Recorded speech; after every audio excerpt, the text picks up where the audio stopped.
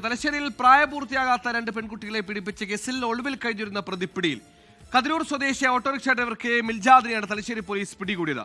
വിവാഹ ചടങ്ങിനെത്തിയ പെൺകുട്ടികളെ പ്രലോഭിപ്പിച്ച് കൊണ്ടുപോയി പീഡിപ്പിച്ചെന്നാണ് കേസ്.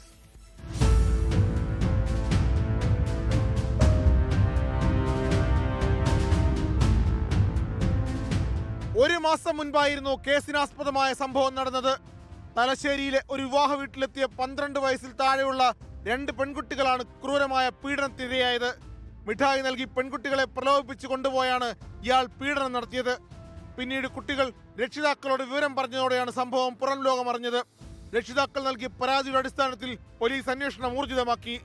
ഓട്ടോറിക്ഷയിലെത്തിയ ആളാണ് പീഡനത്തിന് പിന്നിലെന്ന സൂചന ലഭിച്ചതോടെ പ്രദേശത്തെ ഓട്ടോറിക്ഷ ഡ്രൈവർമാരെ കേന്ദ്രീകരിച്ചായിരുന്നു അന്വേഷണം.